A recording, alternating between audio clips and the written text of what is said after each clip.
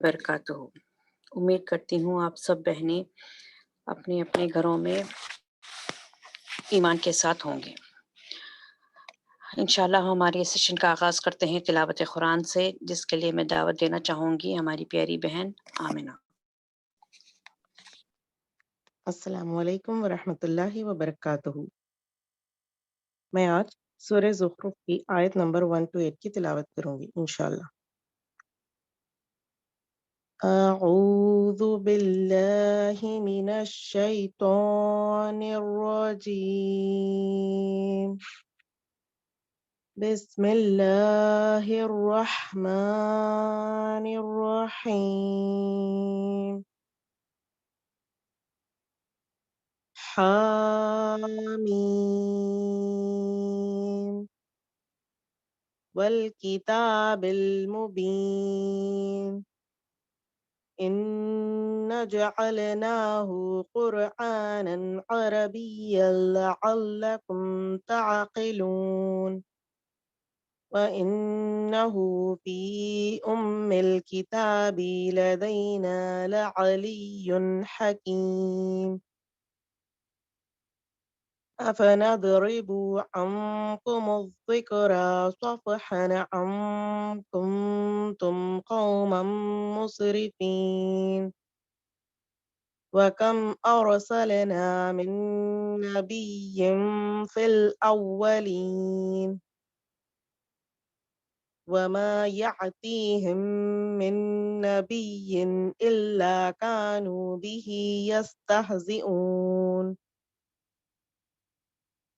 فأهلكنا أشد منهم بطشا ومدى مثل الأولين। तर्जुमा। हामीम।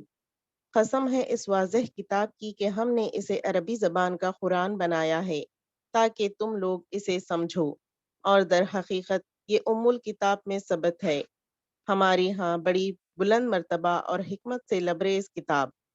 अब क्या हम तुमसे बेजार होकर ये दरसे नसीहत तुम्हारे यहाँ भेजना छोड़ दें, सिर्फ इसलिए कि तुम हद से गुजरे हुए लोग हो? पहले गुजरी हुई कौमों में भी बारहा हमने नबी भेजे हैं। कभी ऐसा नहीं हुआ कि कोई नबी उनके यहाँ आया हो और इन्होंने उसका मजाक ना उड़ाया हो। फिर जो लोग इनसे बदरजा ज्यादा ताकतवर थे उन्हें हमने हलाक कर दिया। पिछली कौमों की मिसालें गुजर चुकी हैं। सदक़ल्लाहुल अज़ीम। जज़ाकुमुल्लाह खैर। जज़ाकल्लाह खैर बहन, अल्लाह ताला आपके इल्म में नाफ़ियत अता फ़रमाए और बेहतरीन अजर दे। अब मैं दावत देना चाहूँगी हमारे टीचर शाहिना को, आएँ और वो सेशन का कंटिन्यू करें।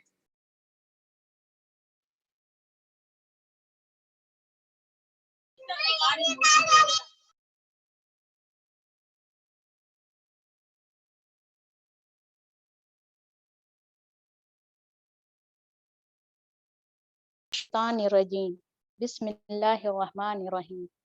रब्बि इश्रह ली सदरी व यस्सिर ली अमरी वहलुल उक़दतम मिन लिसानी यफ़क़हू क़ौली।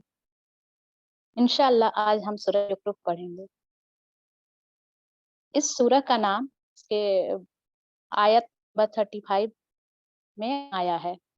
इस सूरह में कुरैश मक्का और अरब वालों को बहुत ही पुरजोर तरीके से उनके जाहिलाना अकीदे पर क्रिटिसाइज किया गया है या तनकीद किया गया है। हम इस सूरह को पढ़ते हुए देखेंगे कि कुरान के बारे में भी इसमें शुरुआत आयतों में ही बता दिया गया है। इसके बाद बताया गया है कि वह मजहब क्या है जिसे यह लोग सीने से लगाए हुए हैं, और वह दलीलें क्या है जिसके ले करके आप सल्लल्लाहु अलैहि वसल्लम उनका मुकाबला कर रहे हैं। इस सूरह में अल्लाह की अताअत में शिर्क की शक्लों को बताया गया है और गैरुल्लाह की हाकिमियत कैसे वो लोग ला रहे थे तौहीद के अगेंस्ट में। बिस्मिल्लाहिर्रहमानिर्रहीम। हामीम हरूफ मुक़त्तात है। और आयत नंबर 2, कसम है उस वाजे की کتاب کی کہ ہم نے اسے عربی زبان کا قرآن بنایا ہے تاکہ تم لوگ اسے سمجھو۔ شروع کی ہی آیت میں قرآن کی قسم کھائے اللہ تعالیٰ قرآن کے بارے میں ہی بتا رہے ہیں کہ یہ بالکل واضح کتاب ہے، بالکل روشن کتاب ہے، اور یہ عربی میں اتری ہے تاکہ وہاں کے لوگوں کو آسانی سے سمجھ میں آ جائے۔ در حقیقت یہ ام الکتاب میں ثبت ہے، یہ لوح محفوظ جو اللہ کے پاس ہے اس میں یہ کتاب ہے، اور یہ جو ہمارے پاس ہے ایک کا سمجھیں تو ایک فوٹو اسٹیٹ یا ایک کاپی ہے جو کہ اس دنیا میں آپ صلی اللہ علیہ وسلم کے ذریعے سے اتارا گیا ہے۔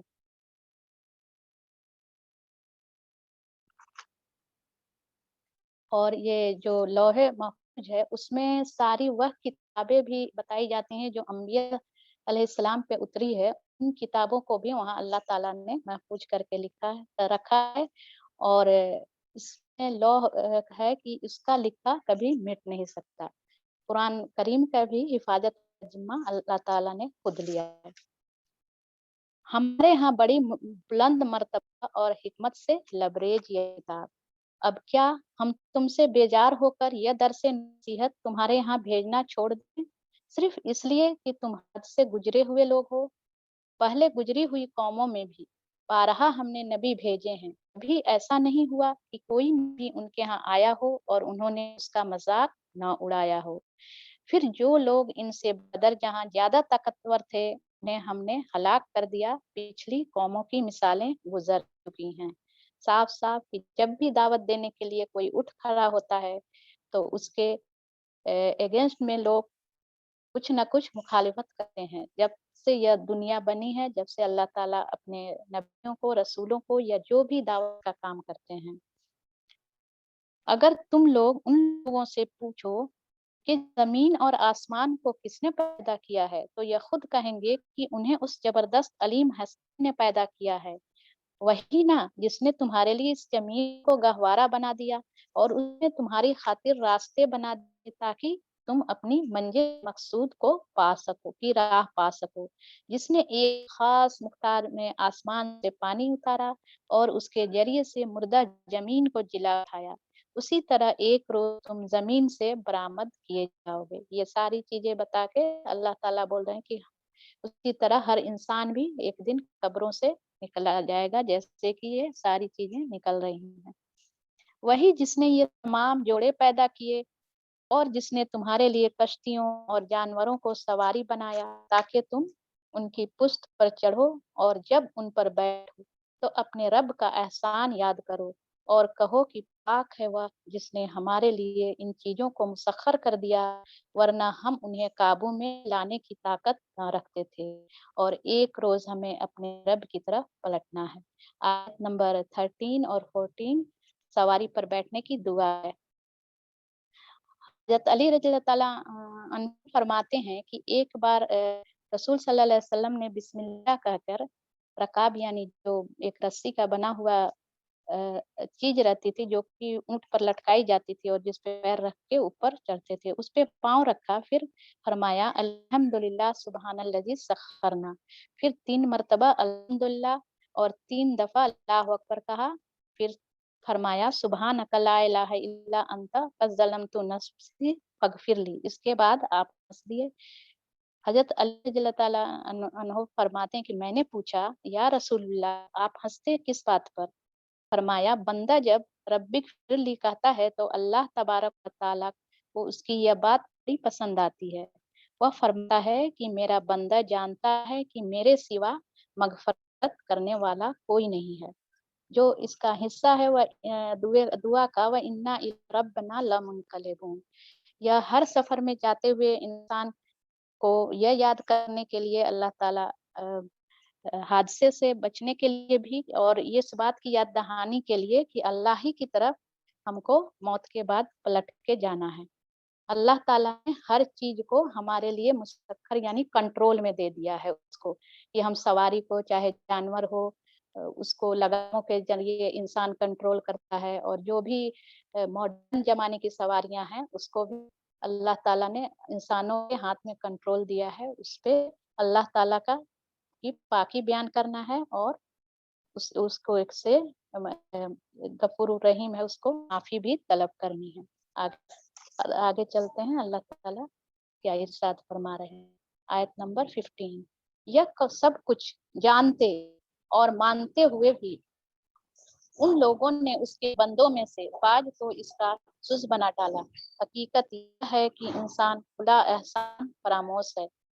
क्या अल्लाह ने अपने मखलूक में से अपने लिए बेटियां इंतखाब की और तुम्हें बेटों से नवाजा? और हाल यह है कि जिस औलाद को यह लोग उस खुदा रहमान की तरफ मंसूब करते हैं, उसकी विलादत का मुशदा जब खुद उनमें से किसी को दिया जाता है तो उसके मुंह पर स्याही छा जाती है और वह गम से भर जाता है। क्या अल्लाह के हिस्से में वह औलाद आई जो जेवरों में पाली जाती है और बहस व हुज्जत में अपना मुद्दा पूरी तरह से वाज़ेह नहीं कर सकती है। अल्लाह ताला ने यहाँ बेटियों की पैदाइश के बारे में बताया है कि जब लोगों को बेटियों की पैदाइश की खबर दी जाती है तो खुद ही वो उनके बने चेहरे स्याह हो जाते हैं, क्योंकि नहीं चाहते हैं कि बेटा हमारे यहाँ पैदा हो, क्योंकि तो फरिश्तों को अल्लाह की बेटियां करते हैं। लेकिन इस दुनिया में जब बेटियां पैदा होती हैं तो वो बेटियां को अल्लाह ताला ने रहमत बनाया है। और हमारे माशरे में बहुत से ऐसे लोग हैं जो कि बेटियों को पैदाइश पे को बुरा समझते हैं आज भी, जबकि आज साइंस का दौर है और कहाँ से कहाँ ये दुनिया पहुंच चुकी है।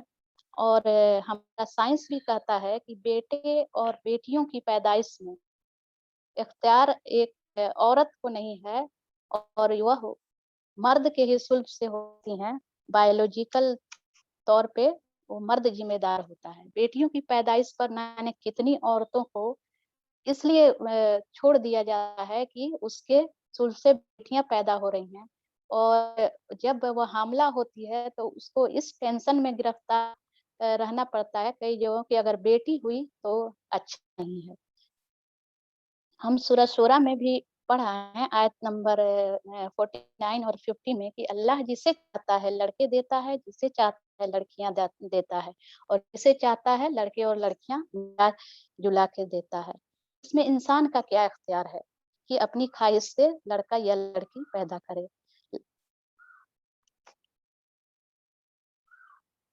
और यहाँ पे दो सिफत बताई गई है औरतों की कि जो जेवरों में पाली जाती हैं और बहस व हुज्जत में अपना मुद्दा अच्छी तरह से जाहिर नहीं कर सकती हैं। यानी जेवर हमेशा औरत की पसंद होती है, और बातचीत या बहस मुबासा में औरतें अपना जो मुद्दा होता है बहस का वो ठीक से बयान नहीं कर पाती। अक्सरियत ऐसी नहीं है, जैसे कम लोगों की, लेकिन बहुत सी औरतों के भी हम अल्हम्दुलिल्लाह हम सुनते हैं कि किस तरह से वो किसी बात को कहती हैं। इसमें जेवरों के ताल्लुक से है कि ऐसे औरतों के लिए जेवरों के जवाज का पहलू निकलता है, क्योंकि अल्लाह ताला ने इनके लिए जेवर की फितरी चीज करार दिया है। और यही बात हदीस से भी साबित होती है कि अली रज़ियल्लाहु ताला अन्हु से रवायत करते हैं कि नबी सल्लल्लाहु अलैहि वसल्लम ने एक हाथ में रेशम और दूसरे हाथ में सोना लेकर फरमाया, ये दोनों चीजें लिबास में इस्तेमाल करना मेरी उम्मत के मर्दों पर हराम है। और ये भी एक और यहाँ पे ये है कि हजरत आयशा रज़ियल्लाहु ताला अन्हा का कौल है कि जेवर पहनने में मज़ायका नहीं, बल्कि उसकी ज़कात की अदायगी की जाए। आयत नंबर 19, उन्होंने फरिश्तों को जो खुदाए रहमान के खास बनते हैं औरत करार दे लिया है। क्या उनके जिस्म की साख उन्होंने देखी है? उनकी गवाही लिख ली जाएगी और उन्हें इसकी जवाबदेही करनी होगी। यानी फरिश्तों को जो माबूद बना रखा है, औरतें करार दे रहे हैं, तो क्या उन्होंने देखा है फरिश्तों को? यह कहते हैं अगर खुदाए रहमान चाहता कि हम उनकी इबादत न करें तो हम कभी उनको न पूछते। इस मामले की हकीकत को कतई नहीं जानते, महज तीर तुक्के लड़ाते हैं।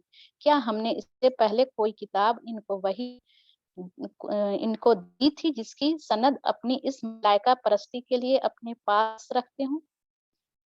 गुमराह हैं वो लोग, लेकिन कह रहे हैं कि अल्लाह अगर नहीं चाहता तो हम नहीं पूछते। अपने गुमराही का भी वबाल अल्लाह के पर डाल रहे हैं, नौजुबिल्लाह, कि अल्लाह अगर चाहेगा तो हम ये काम नहीं करेंगे। हमारे भी साथ हम सोचते हैं कि अगर अल्लाह नहीं चाहता तो ये नहीं होता। लेकिन हमको अल्लाह ताला ने जब रास्ता बता दिया है हिदायत और गुमराही का, सही गलत का, जायज़ नाजायज़, हलाल हराम हर तरह की चीज़ों का, तो फिर अगर जो कुछ करते हैं वो तो हमारी समझ-बूझ, अक्ल, हमारे नफ्स के ख्वाहिशात पर डिपेंड है। तो फिर हम अल्लाह की मैसियत कैसे कह सकते हैं? नहीं, बल्कि यह कहते हैं कि हमने अपने बाप-दादा को एक तरीके पर पाया है और हम उन्हीं के नक्शे कदम पर चल रहे हैं। इस तरह तुमसे पहले जिस बस्ती में भी हमने कोई नज़ीर भेजा, उसके खाते-पीते लोगों ने यही कहा कि हमने अपने बाप-दादा को एक तरीके पर पाया है और हम उन्हीं के नक्शे कदम की पैरवी कर रहे हैं। हर नबी ने उनसे पूछा, क्या तुम उसी डगर पर चले जाओगे? हाँ, मैं उस रास्ते से ज़्यादा सही रास्ता तुम्हें बताऊँ, जिस पर तुमने अपने बाप-दादा को पाया है। उन्होंने सारे रसूलों को यही जवाब दिया कि जिस दीन की तरफ बुलाने के लिए तुम भेजे गए हो, हम उसके काफ़िर हैं। आखिरकार हमने उनकी खबर ले डाली और देख लो कि झुठलाने वालों का अंजाम क्या होता है।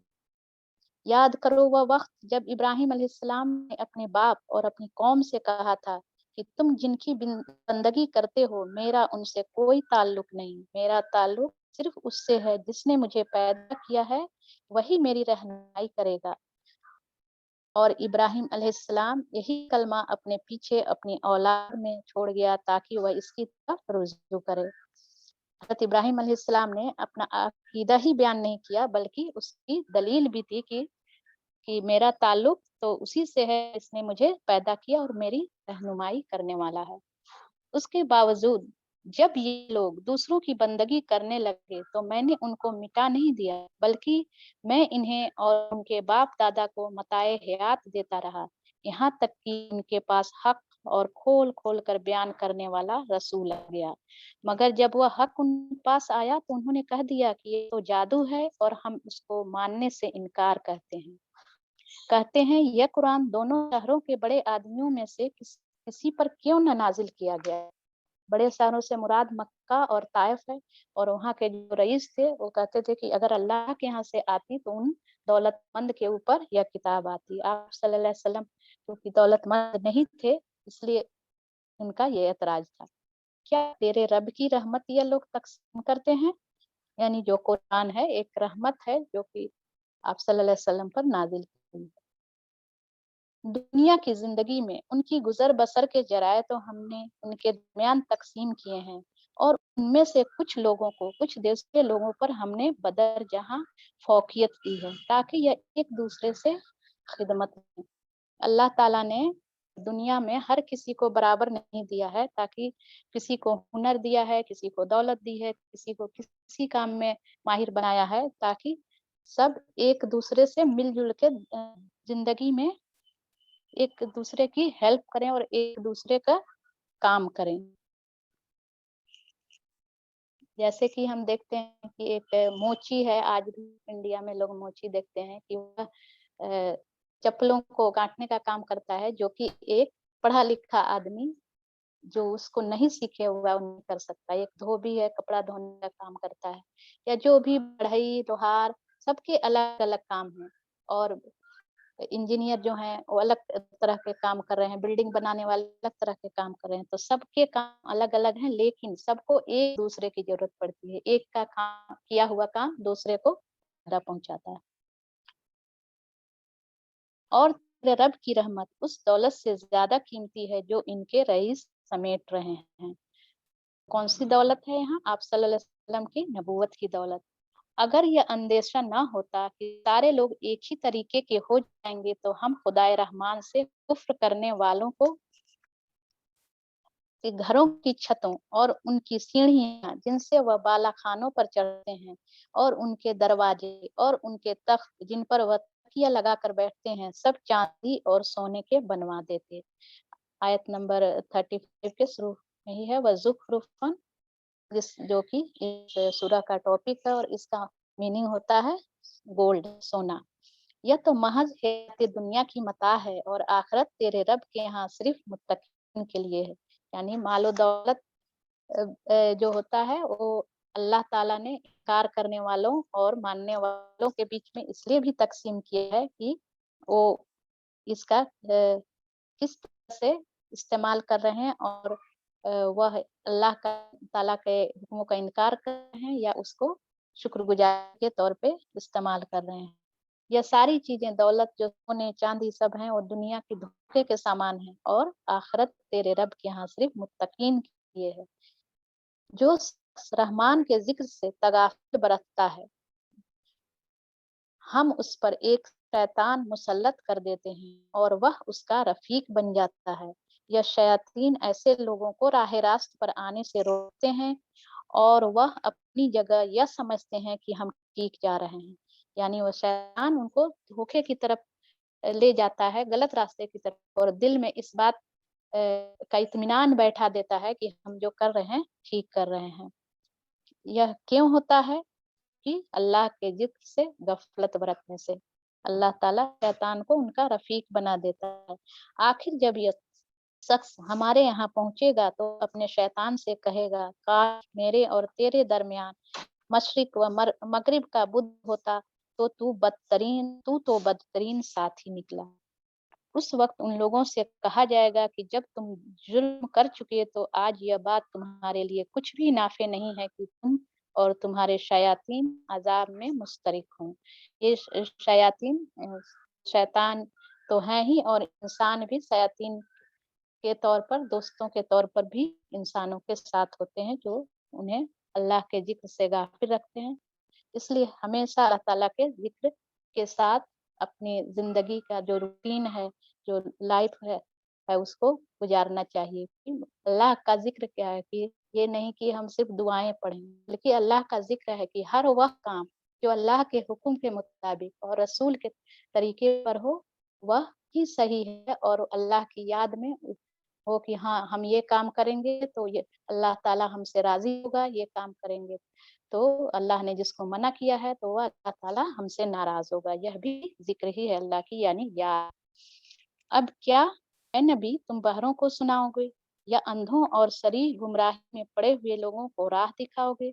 अब तो हमें इनकी सजा देनी है, खा तुम्हें दुनिया से उठा लें या तुमको आंखों से इनका वह अंजाम दिखा दें जिसका हमने उनसे वादा किया है।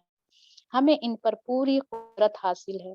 तुम बहरहाल इस किताब की मजबूती से थामे रहो जो वही के जरिए तुम्हारे पास भेजी गई है। यकीनन तुम सीधे रास्ते पे हो। जो भटकाने वाले हैं रास्ते से, वह तरह तरह के तरीके अख्तियार करके भटकाते हैं कि तुम अगर दीन के रास्ते पे चल रहे हो तो यह रास्ता जो है, यह दुनिया के लिहाज से सही नहीं है। लेकिन अल्लाह ताला कह रहे हैं अपने नबी को भी और हर मुसलमानों को कि यह किताब जो कुरान है, उसके अहकाम को तुम मजबूती से थाम लो, यानी उस पर इस्तकामत इख्तियार कर लो कि हाँ, यही अल्लाह की रजा है, और इसी को इसी राह पे हमें चलना है। यकीनन तुम सीधे रास्ते पर हो। हकीकत यह है कि यह किताब तुम्हारे लिए और तुम्हारी कौम के लिए एक बहुत बड़ा शर्फ है, और अनकरीब तुम लोगों को इसकी जवाबदेही करनी होगी।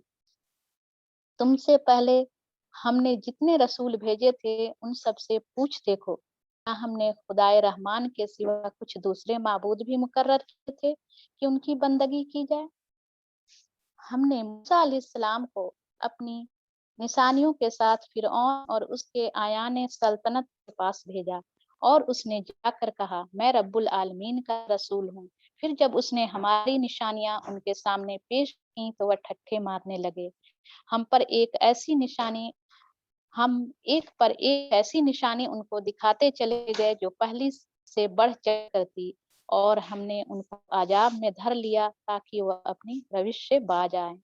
ہر عذاب کے موقع پر کہتے تھے اے ساحر، اپنے رب کی طرف سے جو منصب تجھے حاصل ہے اس کے بنا پر ہمارے لیے اس سے دعا کر، ہم ضرور راہ راست پر آ جائیں گے۔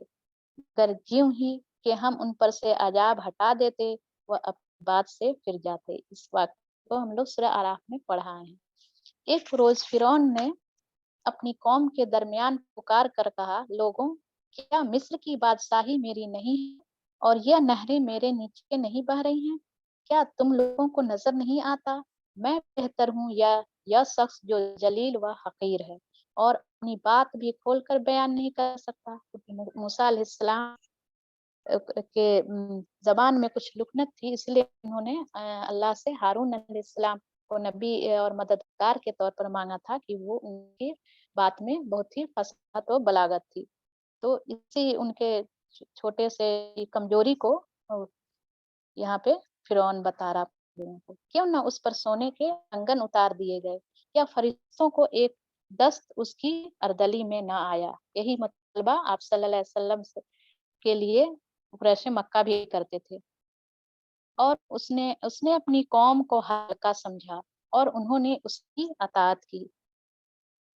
یہاں یہ بیان کیا گیا کہ جب کوئی شخص کسی ملک میں اپنے جو انڈر میں ہوتے ہیں لوگ ان پر چلانے کی کوشش کرتا ہے اور ہر طرح کی چال چلتا ہے اور اپنے ضمیر فروخت کر کے ان کو جو بکتے ہیں انہیں ان کے ذریعے سے کچلتا ہے، روندتا ہے، تو خواہ وہ زبان سے بات کہیں نہ کہیں مگر ان کے عمل سے صاف ظاہر ہو جاتا ہے کہ اس ملک کے باشندوں کی عقل اور ان کے جو اخلاق تھے اس کو ہلکا سمجھتا تھا فرعون۔ لیکن آخر وہی لوگوں کو اللہ تعالیٰ نے بچا لیا اور ان کو غرق کر دیا۔ اسی کو اللہ تعالیٰ یہاں کہہ رہے ہیں کہ اس نے اپنی قوم کو ہلکا سمجھا اور انہوں نے اس کی اطاعت کی۔ در حقیقت وہ تھے ہی فاسق لوگ۔ آخرکار جب انہوں نے ہمیں غضبناک کر دیا تو ہم نے ان سے انتقام لیا اور ان کو اکٹھا غرق کر دیا اور بعد والوں کے لیے پیش رو اور نمونے عبرت بنا کر رکھ دیا۔ اور جو ہی کہ ابن مریم کی مثال دی گئی، تمہاری قوم کے لوگوں نے اس پر گل مچایا اور کہنے لگے ہمارے معبود اچھے ہیں یا وہ عیسائی مریم علیہ السلام کے بیٹے کو خدا کا بیٹا قرار دے کر اس کی عبادت کرتے ہیں یا نہیں، پھر ہمارے معبود کیا برے ہیں؟ وہ مثال دے رہے ہیں کہ عیسائی تو عیسیٰ علیہ السلام کو بیٹا مانتے ہیں، تو پھر ہمارے معبودوں کو کیوں برا کہا جا رہا ہے؟ یہ مثال وہ تمہارے سامنے محض کج بخشی کے لیے لائے ہیں، حقیقت یہ ہے کہ ہیں ہی جھگڑالو لوگ۔ ابن مریم اس کے سوا کچھ نہ تھا کہ ایک بندہ تھا جس پر ہم نے انعام کیا اور بنی اسرائیل کے لیے اپنی قدرت کا ایک نمونہ بنا دیا۔ ہم چاہیں تم سے فرشتے پیدا کر دیں جو زمین میں تمہارے جانشین ہوں، اور وہ دراصل قیامت کی ایک نشانی ہے، یعنی فرشتے نازل ہوں گے تو قیامت کے دن صف کے صف فرشتے نازل ہوں گے۔ بس تم اس میں شک نہ کرو اور میری بات مان لو، یہی سیدھا راستہ ہے۔ دوسری بار اس سورہ میں آ رہا کہ یہی ھذا صراط مستقیم، یعنی قرآن کا راستہ سیدھا راستہ ہے۔ ایسا نہ ہو شیطان تم کو اس سے روک دے کہ وہ تمہارا کھلا دشمن ہے۔ اور جب عیسیٰ علیہ السلام صریح نشانیاں لیے ہوئے آیا تھا تو اس نے کہا تھا کہ میں تم لوگوں کے پاس حکمت لے کر آیا ہوں، حکمت یعنی انجیل، اور اس لیے آیا ہوں کہ تم بعض پر ان باتوں کی حقیقت کھول دوں جن میں تم اختلاف کر رہے ہو، لہٰذا تم اللہ سے ڈرو اور میری اطاعت کرو۔ حقیقت یہ ہے کہ اللہ ہی میرا رب ہے اور تمہارا بھی، اسی کی تم عبادت کرو، یہی سیدھا راستہ ہے۔ مگر اس کی اس صاف تعلیم کے باوجود گروہوں نے آپس میں اختلاف کیا۔ تباہی ہے ان لوگوں کے لیے جنہوں نے ظلم کیا ایک دردناک دن کے عذاب سے۔ آگے اللہ تعالیٰ ارشاد فرماتے ہیں آیت نمبر 56، کیا یہ لوگ اب بس اسی چیز کے منتظر ہیں کہ اچانک ان پر قیامت آ جائے اور انہیں خبر بھی نہ ہو؟ वह दिन जब आएगा तो मुत्तकीन को छोड़कर बाकी सब दोस्त एक दूसरे के दुश्मन हो जाएंगे। यानी मुत्तकी जो हैं दुनिया में भी दोस्त हैं और आखिरत में भी एक दूसरे के दोस्त होंगे। उस रोज उन लोगों से जो हमारी आयत पर ईमान लाए थे और मती फरमा बन कर रहे थे कहा जाएगा कि ऐ मेरे बंदो, आज तुम्हारे लिए कोई खौफ नहीं है और न तुम्हें कोई गम लाहक होगा। दाखिल हो जाओ जन्नत में, तुम और तुम्हारी बीवियां। तुम्हें खुश कर दिया जाएगा। उनके आगे सोने की थाल और सागर गर्दिश कराए जाएंगे और हर मन भाती और निगाहों को लज्जत देने वाली चीज वहां मौजूद होगी। उनसे कहा जाएगा तुम अब हमेशा यहाँ रहोगे। तुम उस जन्नत के वारिस अपने उन अमाल की वजह से हुए जो तुम दुनिया में करते रहे। तुम्हारे लिए यहाँ बस बकसत फवाके यानी फल हैं मौजूद हैं जिन्हें तुम खाओगे। रहे मुजरमीन तो वह हमेशा जहन्नम के अजाब में मुब्तला रहेंगे। कभी उनके अजाब में कमी न होगी और वह उसमें मायूस पड़े होंगे। उन पर हमने जुल्म नहीं किया बल्कि वह खुद ही अपने ऊपर जुल्म करते रहेंगे। वह पुकारेंगे ऐ मालिक, जो कि जहन्नम के दरोगे का नाम है मालिक, तेरा रब हमारा काम ही तमाम कर दे तो अच्छा है। यानी वह जुल्म से घबरा के और जो उनको अजियतें जहन्नम में हो रही होंगी उसकी वजह से कहेंगे कि हमारा काम ही तमाम कर देता तो अच्छा होगा। वह जवाब देगा तुम यूं ही पड़े रहोगे। हम तुम्हारे पास हक लेकर आए थे मगर तुम में से अक्सर को हक ही नागवार था। क्या उन लोगों ने कोई इकदाम करने का फैसला कर लिया है? अच्छा तो हम भी एक फैसला किए लेते हैं। क्या उन्होंने यह समझ रखा है कि हम उनकी राज की बातें और उनकी सरगोशियां नहीं सुनते? हम सब सुन रहे हैं और हमारे फरिश्ते उनके पास ही लिख रहे हैं। ये दोनों फरिश्ते जो हैं किराम कातिबीन हम हमेशा लिखते रह रहे हैं जो कुछ भी अमल जो कुछ भी जबान से निकल रहा है। उनसे कहो अगर वाकई रहमान की कोई औलाद होती तो सबसे पहले इबादत करने वाला मैं होता। पाक है आसमानों और जमीन का फरमारवा अर्श का मालिक उन सारी बातों से जो यह लोग उसकी तरफ मंसूब करते हैं। अच्छा इन्हें अपने बातिल ख्यालात में गर्क और अपने खेल में मुनहमिक रहने दो यहाँ तक कि यह अपना वह दिन देख लें जिसका उन्हें खौफ दिलाया जा रहा है। वही एक आसमान में भी खुदा है और जमीन में भी खुदा और वही हकीम व अलीम है। बहुत बालातर व बरतर है वह जिसके कब्जे में जमीन और आसमानों और हर उस चीज की बादशाही है जो जमीन व आसमानों के दरमियान पाई जाती है। और वही क़यामत की घड़ी का इल्म रखता है और उसी की तरफ तुम सब पलटाए जाने वाले हो। अल्लाह ताला की सिफतें बयान हो रही हैं। उसको छोड़कर यह लोग जिन्हें पुकारते हैं वह किसी की सिफात का इख्तियार नहीं रखते इल्ला यह कि कोई इल्म की बिना पर हक की शहादत दे। यहाँ हाशिया में दिया हुआ है कि लोगों ने जिन को दुनिया में माबूद बना रखा है वह सब अल्लाह के हजूर सिफात करने वाले नहीं हैं। यानी क़यामत के दिन उनको छुटकारा दिलाने वाले। दूसरे यह जिन्हें सिफात करने का इख्तियार हासिल होगा वह भी सिर्फ उन लोगों की सिफात कर सकेंगे जिन्होंने दुनिया में जानबूझकर कोई गफलत ना बरती हो बेखबरी के साथ। किसी ऐसे शख्स की सिफात ना हो कि ना वह खुद करेंगे करने की उनको इजाजत होगी।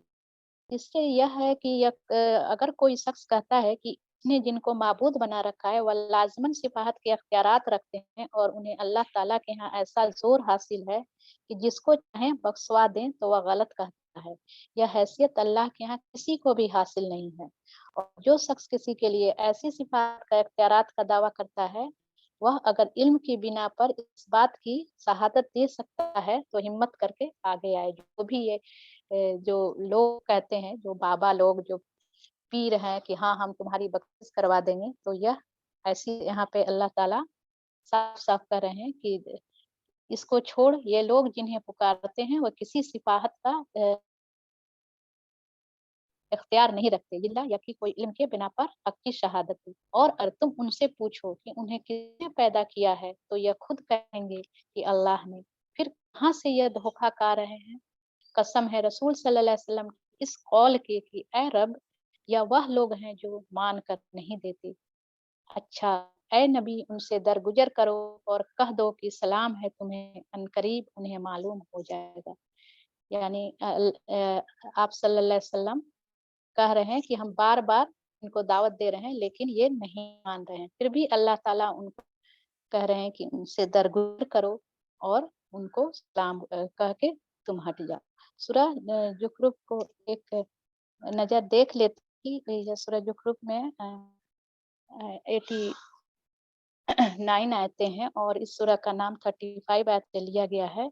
इस सूरह में कुरैश मक्का और अहले अरब को जोर तरीके से उनके जाहिलाना अकीदे पर तनकीद किया गया है। इस सूरह की 2, 3 और 4 आयतों में कुरान के बारे में बताया गया है और कुरान की कसम खाकर अल्लाह ताला बता रहे हैं कि कुरान बिल्कुल वाज़ेह किताब है। यह अरबी में उतरी है ताकि अरब के लोगों को आसान से समझ में आ जाए। किताब यानी लोहे महफूज में बड़े रुतबे और हिकमत भरी किताब है। कुरान की हिफाजत का जिम्मा अल्लाह ताला ने खुद ले रखा है। आयत 13-14 में सवारी पर बैठने की दुआ है और औरतों के ताल्लुक से 2 बातें बताई गई हैं जो रात की तरफ रुग़बत रखती हैं और अपनी बातों को सही तरीके से बयान नहीं कर पाती हैं। अल्लाह ताला ने कुछ लोगों को फ़ौक़ियत दी है कि वो सिफ़ात का अल्लाह ताला ने किसी को सिफ़ात का हक़ नहीं दिया है और अल्लाह ताला आयत नंबर 36 बताएँ कि अल्लाह ताला एक शैतान मुसल्लत कर देता है जब इंसान अल्लाह के ज़िक्र से गाफ़िल रहता है। इस सूरह से करने के काम कुछ पॉइंट किया है मैंने।